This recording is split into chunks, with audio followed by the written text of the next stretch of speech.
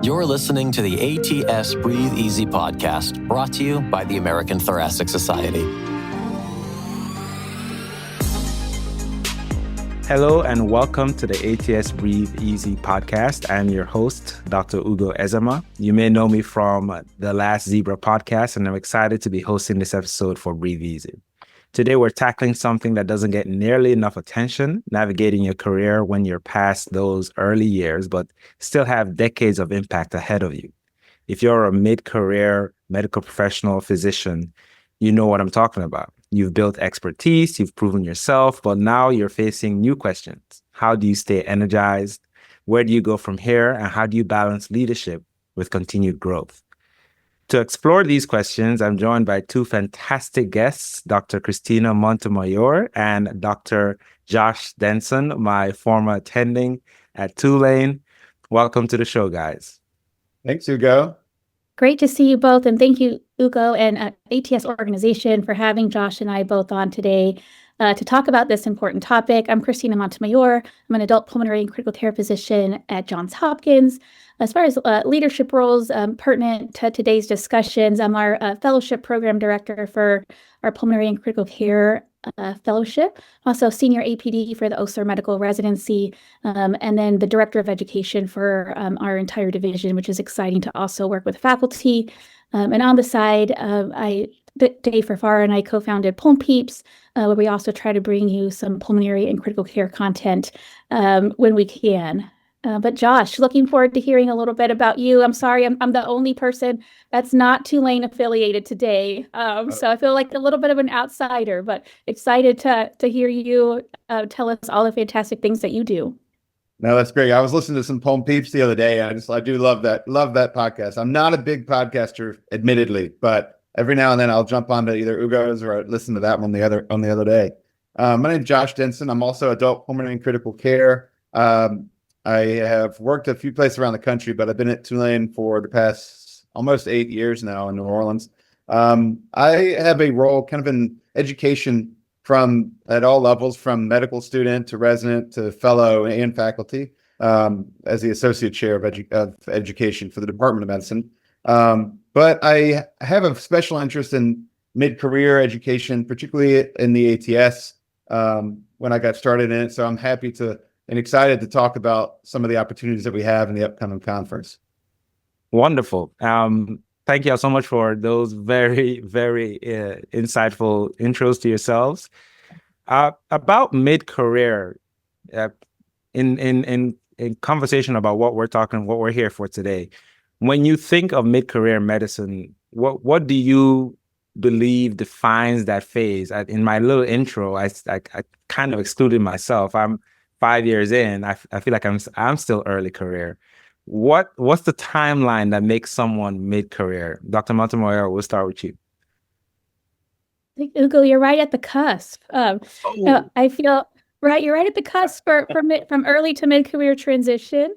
But I think when you're thinking of mid-career in medicine, as you said, Ugo, right, there's some formal definitions. Some organizations, either for grant purposes or award purposes, define early career as the first 5 years after training, while others I know extend that to 10. But I think in reality, it's really, the timelines don't always capture people's actual experiences. So I think for me, thinking about mid-career, when did I first think about that? Probably when Lauren Lynch sent the email and asked if I would consider talking about mid-career. But it wasn't like a single moment. Where maybe like your early career faculty at some institutions, you're promoted from instructor to assistant and professor of medicine. It's kind of this celebratory day. I think for me, it was more of a gradual process. I think I looked at it. People weren't necessarily asking me to do things anymore, but they were asking me to decide and lead. So, starting to lead programs, navigate complex issues, manage conflict, and really kind of mentoring others through some uncertainty. So that's how I see it. I think, career paths in medicine, I'm sure Josh can also talk about this, aren't necessarily linear. So personal circumstances, leadership opportunities, and institutional roles really help change and help us transition from the early career to mid-career stage. As Kristina said, like mid-career is not, I don't know that there's an exact definition, right? And that's part of the good and the bad about it. And, I started thinking about this. It's probably been I don't know, 4 years now. I've been involved at ATS since I was probably a resident, and so I've had a lot of different roles there. And at one of the committees I was on, they asked me to think about, hey, we'd like some content on mid-career. We feel like this is a cohort of people that maybe we're not giving enough attention to, and I would argue, still junior career just a few years ago. I'm now settling into what I think is mid-career / getting old. And but at the time, I didn't know how to define this, right? Like I felt like in that stage, and I was trying to figure out, well, what do people that are mid-career want? What is mid-career? How do you define it? And again, I don't think there's a straightforward answer, but in my opinion, and in a discussion with others, a lot of it has to do, I think, with you're in this period where we're used to having 4 to 5 year blocks through our medical education, if you're a physician, or really even in other professions as well, where you have like a couple of years of startup, a couple of years of comfort, and then 4 to 5 after that, you're like, well, what's the next spot? And so I do find it's a time of transition, or at least the feeling for transition. You may not need to transition, but a lot of people feel that they have this urge, like, what's next? And I think that's rather relevant, whether you're in academics, whether you're in pure clinical practice, private practice, or have something in industry, whatever that role may be. And I think that's what I found. So to get to the point I guess I was trying to say is we started this session called ATS Storytelling, and we could talk more about that later as Ugo's spoken about before. It's a session at the Networking Supercenter at ATS where we have people with different life experiences come and tell their story. Usually it's people more senior career, but the goal is to target people at early, mid, and senior career just to hear how different people have had nonlinear pathways to their life. No, absolutely. And I think definitely growing up, I remember one of the first lessons my dad had taught me was to name things so that way you know how to approach them. So in the case of problems, name the problem so you can identify it kind of acts as a North Star as to how to find the solution. Mm-hmm. Why do you feel it's important to identify that someone is, as a physician or, a provider, why is it important to recognize and identify that you're approaching or transitioning from early to mid-career? Why is that an important thing to recognize? I think it is important to recognize because you're going to behave differently and you're going to seek out different opportunities. You're going to elevate your level of your attitude. It's some people will say a growth mindset, or some people will say whatever term they want to put to it, but you start to approach problems differently, as Kristina was alluding to, and that you're now serving more either as a mentor or as a leader in your institution or in your practice. I do think sometimes I'm in academics, but I tend to, both my father and brother in more clinical private practice or hospital practice base. And so I kind of always am thinking about how these different careers can approach their day-to-day, which is very different than my day-to-day and different than your day-to-day. And then what your personal life is going through, your family life, there's so many different facets. And that's what I love about this whole discussion, in that it doesn't need to be on how do I get better at my job. It's really how do I make my life as good as it can be. And to me, that adds some definition to it. But Kristina, what do you think? Yeah, Josh, completely agree. It kind of just how we transition our mindset, right? I think early career, really rewards saying yes to everything, right? Like yes to the committee, yes to this opportunity, yes, I'll lead this paper or review. I think transition to mid-career, you have to have a little bit more discernment, So I felt like for me personally, really within this past year, had to be just more intentional about where I'm putting time and energy. Because really when the cost of misalignment, I'll say, is higher now, right? Because you're, balancing things at work, you're balancing things at home, which I'm sure we'll get into. But it's just, you have to, I've had to reset a little bit, I'll say, in the last year. I love that that quote, the cost of misalignment is a lot higher.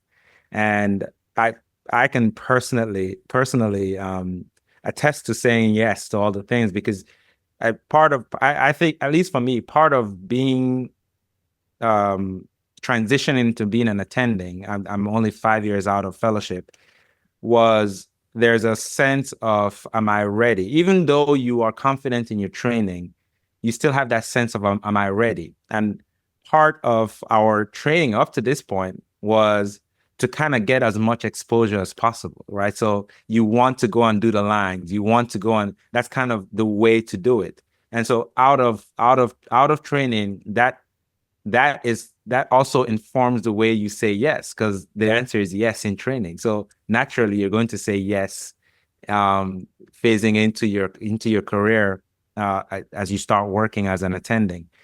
So this now becomes a different kind of saying yes. You're now being more. It sounds like you're being more introspective and saying yes to things that are more aligned to your own person as opposed to your career. Does that sound about right?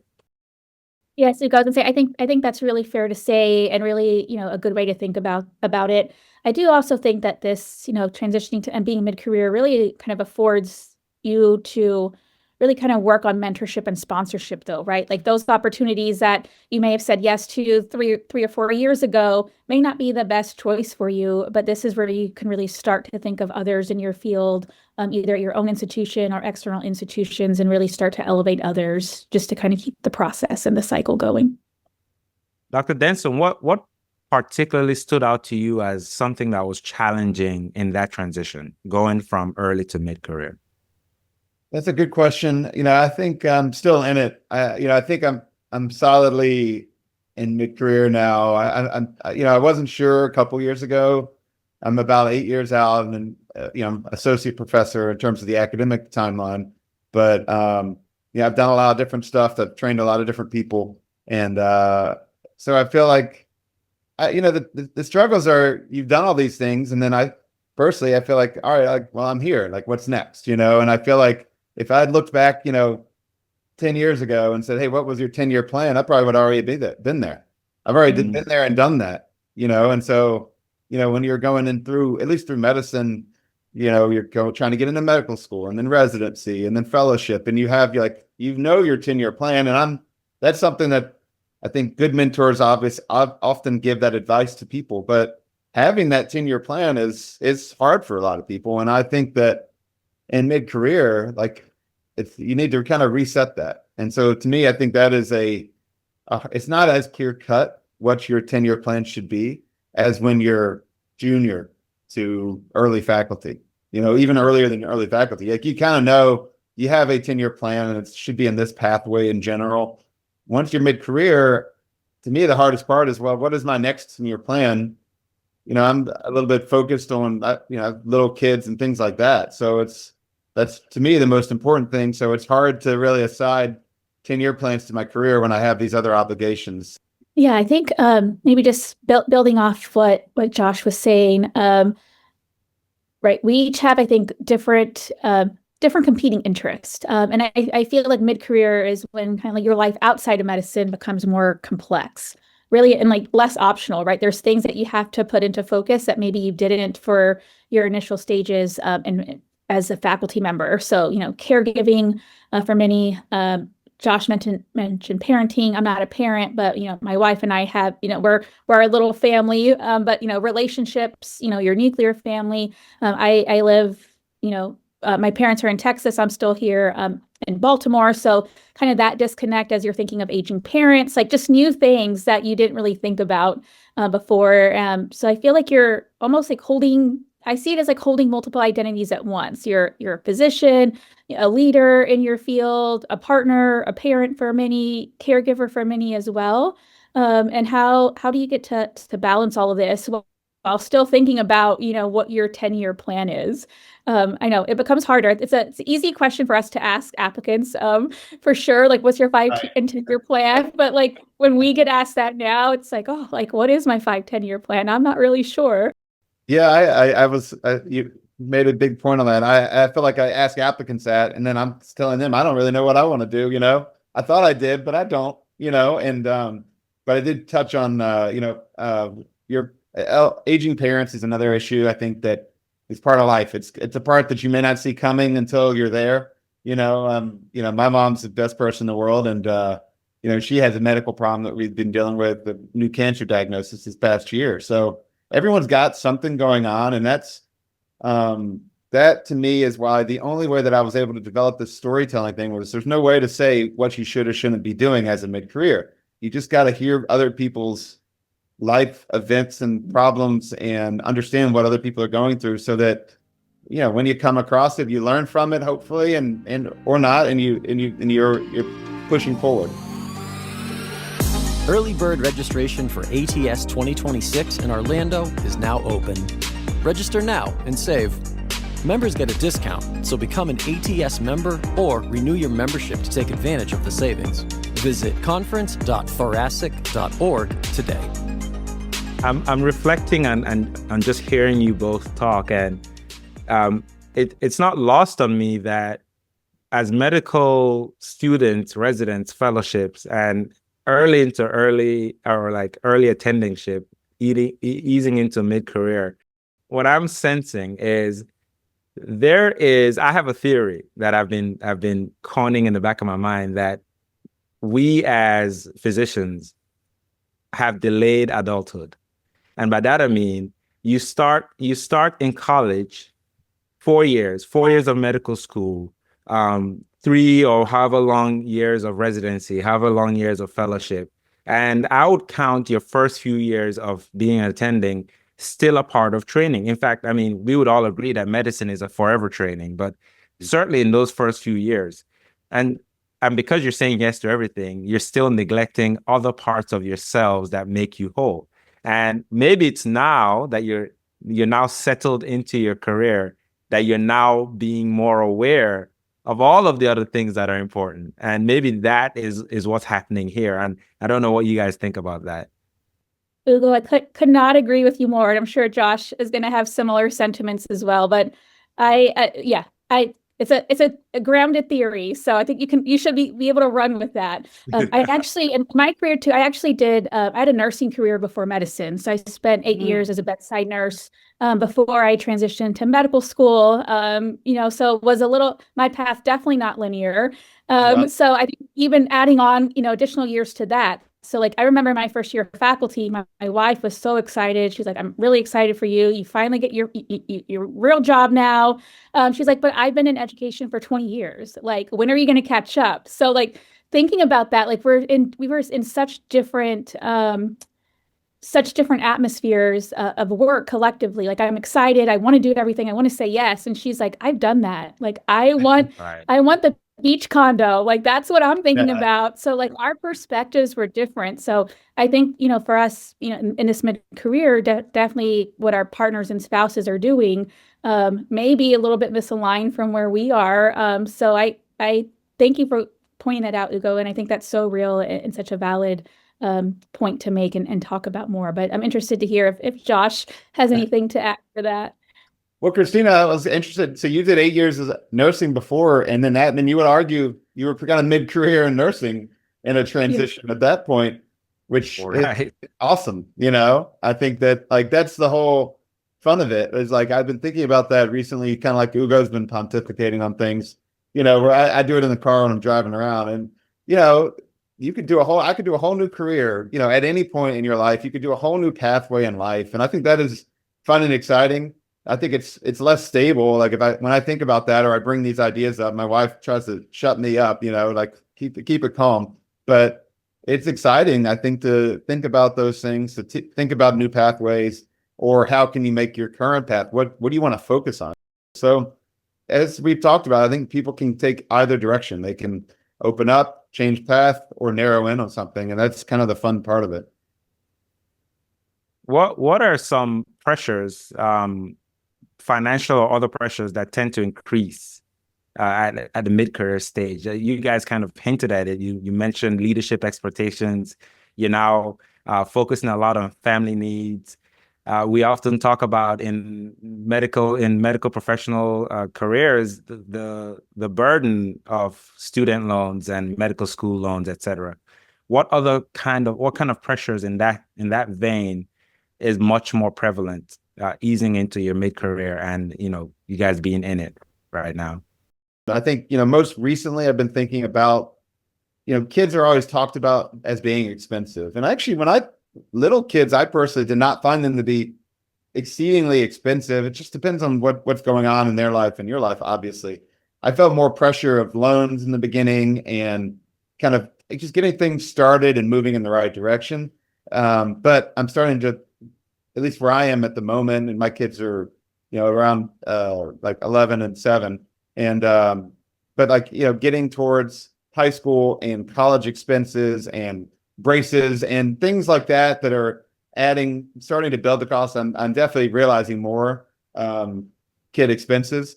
But that's at the same time as trying to figure out the rest of like your parents, are they prepared for either retirement or outliving their wealth, siblings, or close friends that need help, things like that. And so I do think at least in my world, there's different pressures that are now competing that as a mid-career, I didn't even think about these things as an early career. I was really focused on kind of just getting loans paid off and trying to find a house, that sort of thing. But I'm curious, Kristina, you're definitely, I think, at a different stage than I am too. I'm curious what pressures you've felt more as mid-career. My wife and I were both fortunate to have, we were in the last cohort that got our loans forgiven as Biden transitioned out, which I could not be more thankful for. I think about it now and I'm like, what would we do day to day in order to make sure that we were making our loan payment and, affording a house without any children. So that was, I think, something that I'm very fortunate about. And I know not everyone has that opportunity, though. So I know that many people are going through that. And I think, as Josh, you were saying, right, it is kind of thinking about that next step, right? Are our parents going to be okay? Who's going to take care of them if we don't live in the same city as them? What is that going to look like for our parents? And then, starting to think about myself, what am I going to do? I hopefully still have some time before I have to think about that. But we were joking the other day with some friends that was like, my wife's going to be at the assisted living, going to all the social things. And then she's like, Kristina, I think I'm going to forecast. She's like, you're going to be like in the memory unit. And I was like, well, why do I have to be in the memory unit? I don't think that's fair. But then it prompted a discussion about like, oh, wow, like this is real. Like it may, even if it's like 15, 20, 25 years away, when you start to think about that transition, it's something that you need to start thinking about now. And I really think, right, like for some people, if you think about like, what would I wish I had known earlier kind of with finances, was really learning more like financial literacy at a much earlier stage. I shouldn't be thinking about it for the very first time as a mid-career faculty person. Like, what does this look like? What should I be doing? Starting those conversations much earlier, residency, fellowship, early career faculty, which I know that, ATS definitely as an organization talks about these topics in certain programming. I know that Josh mentioned the Networking Super Center. So there is a place to talk about it and people need to hear about it. I think people want to hear about it. So hopefully that answers a little bit of the question. Absolutely. I think especially you kind of transition into what my next question was with regards to financial conversations that we should be having before becoming mid-career or transitioning to mid-career. As we wrap up this first part of the conversation, what really stands out to me is this idea that mid-career doesn't just happen overnight. It's not a title, it's not a promotion, it's not even a number of years. It's a shift in responsibility, a shift in identity, and often a shift in pressure. From leadership expectations to family responsibilities to the quiet weight of financial decisions that maybe we wish we had started thinking about much earlier. Dr. Montemayor just highlighted something really powerful. These conversations about financial literacy need to start sooner. Not when you're already juggling everything, and certainly not when the stakes feel so high. We should probably start earlier during training, in residency and fellowship, and maybe even before. So in part 2, we're going to dig a little deeper into that. Should financial literacy be built directly into medical education? What are we not teaching our trainees about life outside the hospital? And how might that change the trajectory of burnout, stability, and long-term fulfillment? This is the ATS Breathe Easy podcast. I am your host, Ugo Ezema, and I'm looking forward to catching up with you guys in part 2 of our conversation. Thank you for joining us today. To learn more, visit our website at thoracic.org. Find more ATS Breathe Easy podcasts on Transistor, YouTube, Apple Podcasts, and Spotify. Don't forget to like, comment, and subscribe so you never miss a show.